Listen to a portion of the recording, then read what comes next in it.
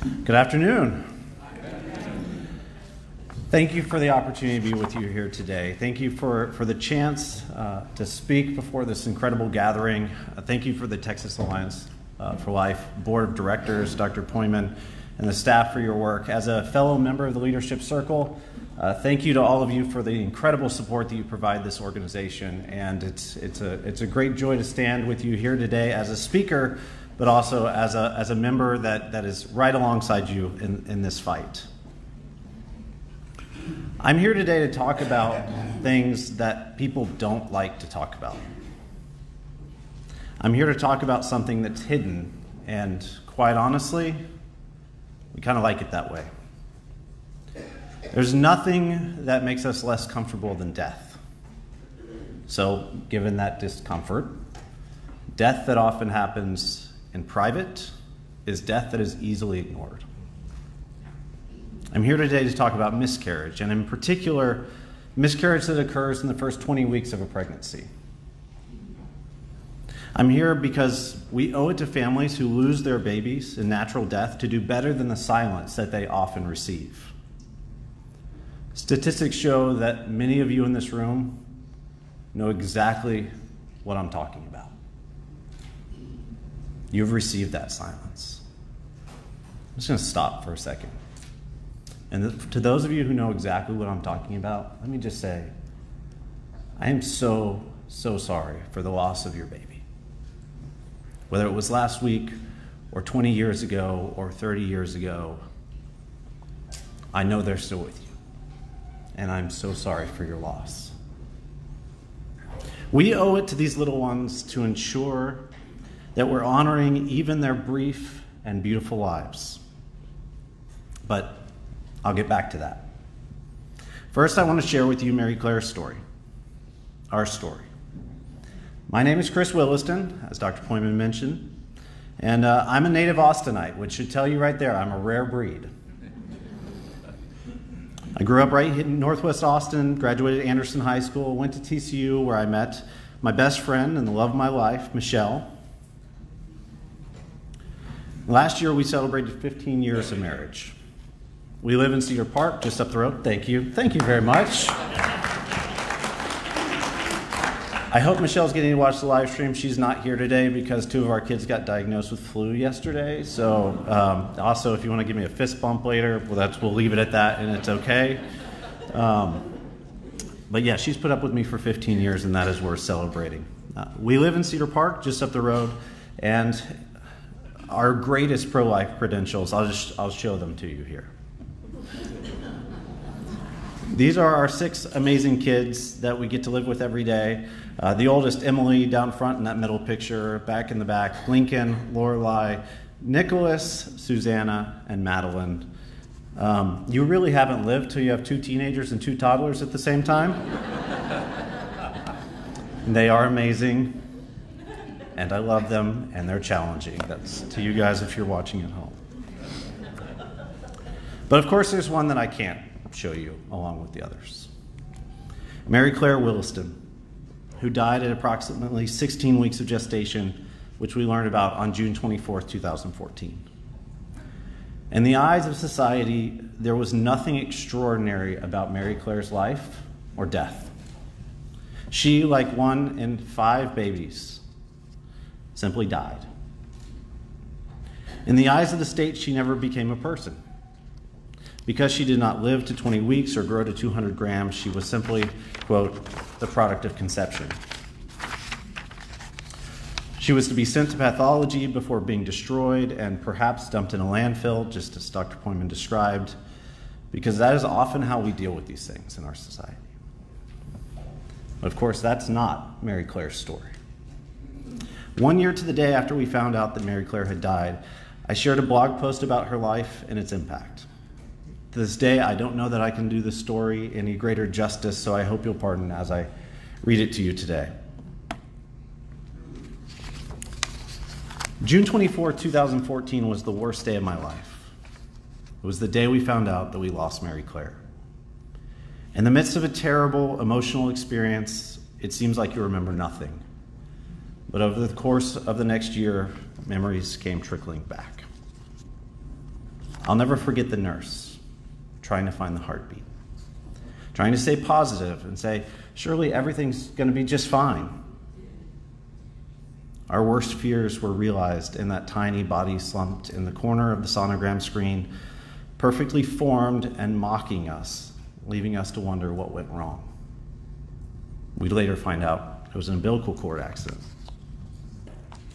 Mary Claire was our 5th child, and we were blessed to have 4 near-flawless pregnancies before her.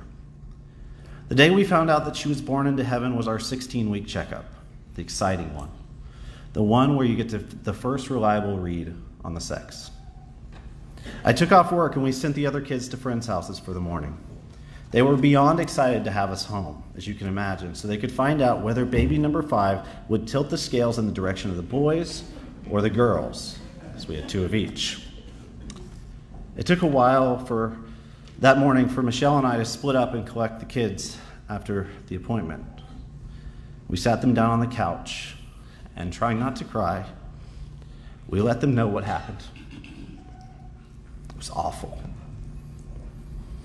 Nothing prepares you for sitting in front of your children to let them know that they're not going to get to meet the sister or brother that they were so excited to hear about when you left the house a few hours earlier.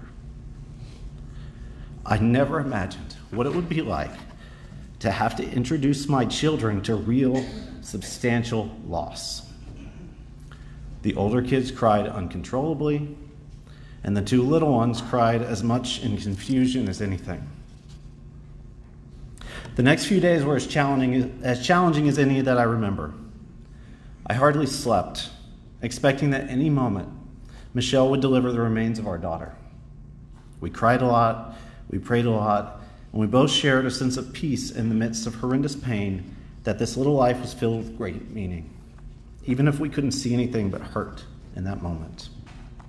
Family and friends came and rallied around us. And even as we dealt with our loss spiritually and emotionally, we were faced with all of the unpleasantries of dealing with it physically. It doesn't take long before the conversation with medical providers turns from one of a baby to one of tissue that must be removed. A good friend summed it up when he said, and I apologize in advance, at every turn you just want to yell at people and say, damn it, that's my baby you're talking about. I understand that the goal is to help people compartmentalize and deal with medical realities. But I just couldn't help but feel like everything just turned cold. God bless the woman from the hospital who called just hours after we found out that Mary Claire was lost, to let me know that payment of our deductible would be due in full before we checked in for a DNC a few days later. Of course, we'd already paid that to the OBGYN, but she told me I just have to work with them to get a refund. I wouldn't go so far as to say I lashed out at her. I know she was just doing her job, but honestly, no phone call has ever made me more angry in my life.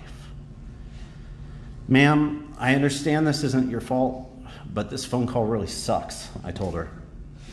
I can't imagine a less compassionate or more dehumanizing way of dealing people than this. I hope that you'll pass that message along to whoever thinks this is the proper way to deal with people who experience loss.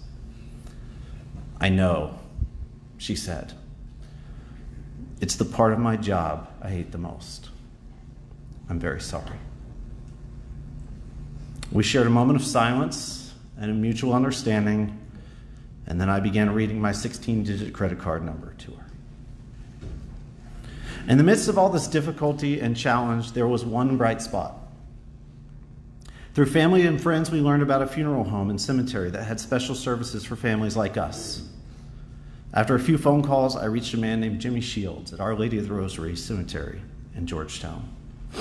He connected me with the Gabriel's Funeral Chapel, who, after the procedure, would pick up Mary Claire's remains, dignify them, and deliver her in a small casket to the gravesite at Our Lady of the Rosary, where small 2-foot by 3-foot plots were available in a remembrance garden. All of these services were offered to us without cost. We made the arrangements, and after some discussion, Michelle and I agreed that we'd love to be surrounded by friends and family when we interred our daughter a few days later. I made one simple post on Facebook. On Tuesday, Michelle and I learned that baby number 5, Mary Claire Williston, was born directly into heaven. It's been a hard week, but we will celebrate her brief life in a small service at 9:30 on Saturday at Our Lady of the Rosary Cemetery in Georgetown, Texas. All are welcome. That Saturday morning, about 50 friends and family members showed up to stand by our side as we celebrated Mary Claire and laid her to rest.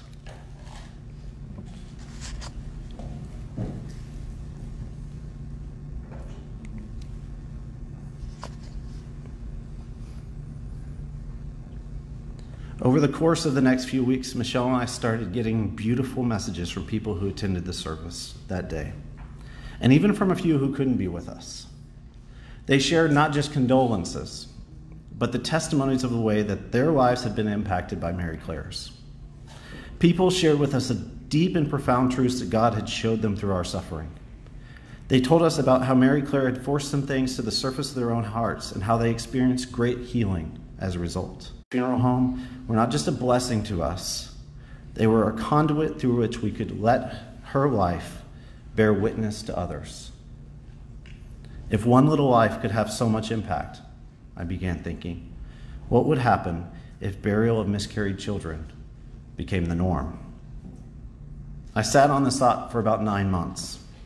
I watched as friends around the state experienced similar loss but struggled to find burial options. We often made phone calls trying to find similar services to the ones that weren't available to us in Georgetown, only to find that in many places, $1,500 to $2,500 was the normal price that families would face to bury their baby. No family should ever have to consider whether they can afford to bury their baby, if that's what they want to do to honor their life. One evening, I told Michelle what had been on my mind. What if we formed a nonprofit organization that sought to take what's done in Georgetown and expand it across the state of Texas? She smiled in what seemed like disbelief. We have to do that, she said. That brings us to 1 year later. 1 year after we found out that Mary Claire was born into heaven, we announced that the Mary Claire Project was born into the world. Since the launch of the Mary Claire Project back in 2015, we've helped the better part of 200 families. We do this in a few simple ways. We seek to meet the physical needs related to burial by providing families access to free or low-cost funeral services through relationships that we forge. In the same regard, we offer them a free or low-cost place to bury their baby. We also provide a simple casket like the one that's on the screen, and I brought one as well today, if you'd like to see it. The casket in which we buried Mary Claire was built by a 70-year-old man who worked at the funeral home, who just built them out of the goodness of his heart. He did this after hours. He wasn't paid for his time. The funeral home helped offset the cost of materials for him to do it. We stepped up and bolstered that program by underwriting the sourcing of caskets that are provided to families upon loss. We've mirrored the Austin offering by building funeral service provider relationships in Lubbock, Fort Worth, and Houston, but we're always in need of more relationships to help us serve families. And we're not limited just to Texas. Through the power of the internet, we field calls from all over the country. We've shipped caskets to 15 other states, and often we take on the task when a family calls of calling around to funeral homes in their area to find out if anyone is filling this need. Sometimes the best we can do is to find a $1,000 option. So we'll come alongside the family and help underwrite that financial cost. God is good, and we have never failed when we have to step up and reach out. God has never failed to help provide those resources back to us. And while all of this speaks to the systems that we have in place to support families, when people ask what the Mary Claire Project does, what I like to tell them is that I'm the guy that people call on the worst day of their lives.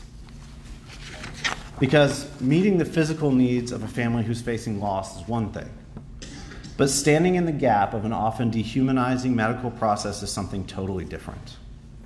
The simple act of acknowledging that a life was lived, that a death has occurred, and that a family is hurting profoundly is the greatest gift that we provide. And that's where I want to bring us back to the societal impact of this work. Earlier, I spoke of the response that parents who experience a miscarriage often receive. Sometimes they receive no response because no one knows what they're experiencing. Miscarriage in the first 20 weeks is often a very private loss.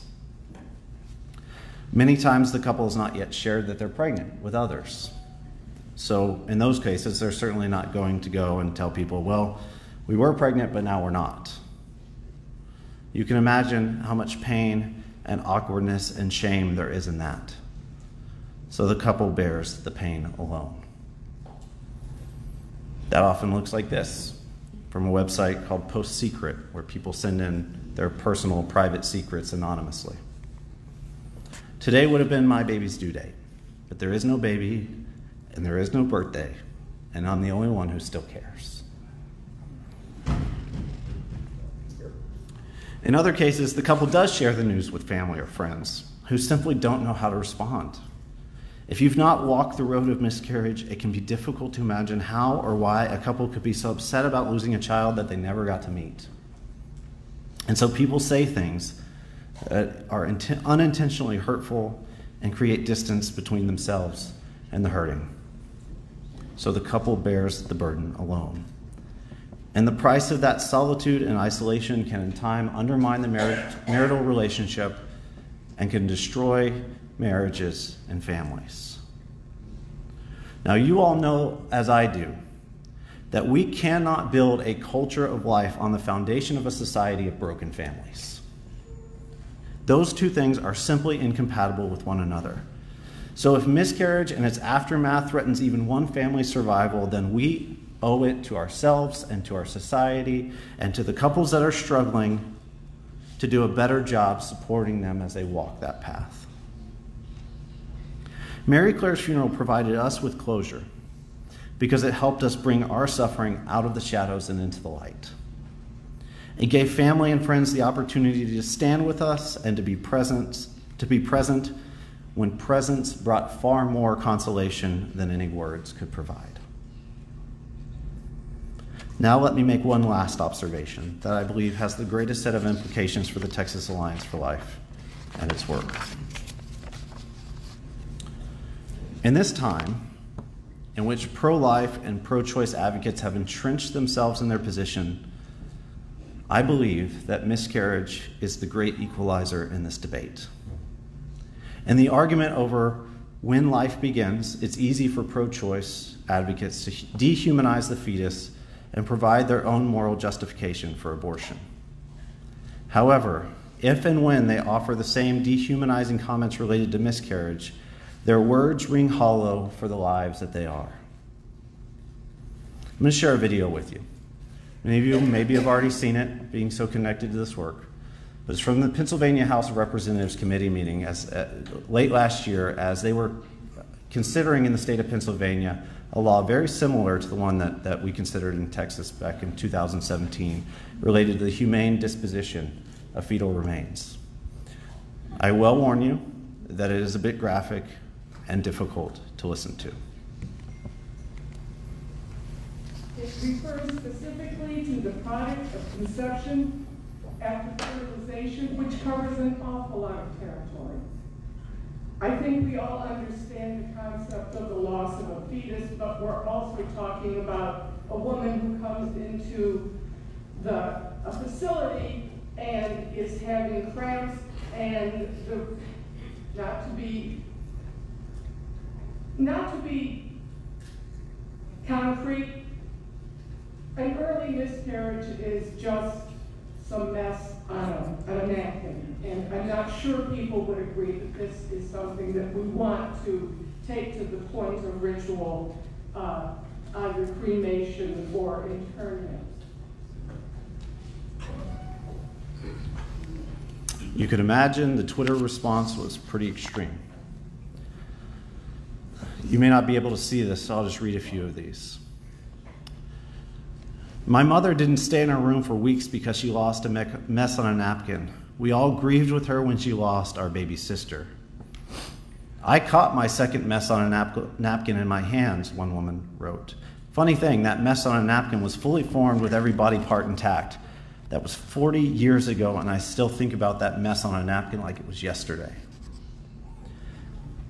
In the middle, some mess on a napkin wasn't just poorly chosen, it was a glimpse into who you really are, ma'am, and it's ugly. I carried it 6 weeks. To you, it was a mess on a napkin. To me, it was a child that should be turning 17 in January, a child I still think about.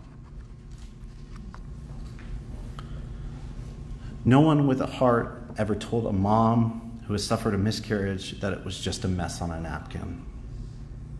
No one who came to Mary Claire's funeral came up to us afterwards and stood by us and said, you know, it's just a good thing that wasn't a baby yet. No. Anybody who has ever experienced miscarriage or been close enough to those who have know that it feels a lot more like this. Again, from Post Secret. This grain of rice represents the size of the baby I miscarried yesterday, this person wrote. How can losing something so small leave you feeling so empty? In reality, I say that miscarriage is the great equalizer because it forces people to wrestle with life in a way that is intellectually honest. I want to share one more clip with you. It's from a Netflix series called Dead to Me, which I'm not endorsing or recommending you go out and watch. But the two actresses in it, Christina Applegate and Linda Cardellini, are two women who in the show met at a grief support group for women who lost their husbands. Come to find out, the brown-haired lady, her husband's not dead. The other one found out. Then it came to light she was there because she was grieving miscarriages, and so the other woman said, "Well, you don't belong. That's not the same. You don't belong." And after they have a blow up and a fight, they get together and have this conversation. I'm sorry. I said you didn't belong. You've lost a lot too. They were just miscarriages. It wasn't like a actual. Well, I think it is an actual thing. I mean, not Republicans asking, but you heard a heartbeat. And you fell in love in that heartbeat. Yeah. Mom, I have tissues and whiskey in my room. You live here? Yeah. Here? Amazing when our culture, not built on the foundation of life, stumbles into a little bit of truth, isn't it? You heard a heartbeat, and you fell in love in that heartbeat. Miscarriage is the great equalizer. It's where the debate over when life begins ends. I often say to people that the way we treat and respond to death says a great deal about what we think about life. So I'll ask you, what would happen if the burial of miscarried babies became the norm? Until life is celebrated, even in its earliest forms, we cannot build a culture of life. Until we stand with families who are walking the road of loss, we cannot give them all of the tools that they need to heal. Mary Claire's life was a rock thrown into a still pond. In the brief 4 months that she lived inside her mother's womb, she was able to start something, the ripples of which I hope long outlast me, Michelle, and our work. Sharing her story with you today is just one more ripple from that impact. Thank you for listening, and thank you for allowing me to share Mary Claire's story with you.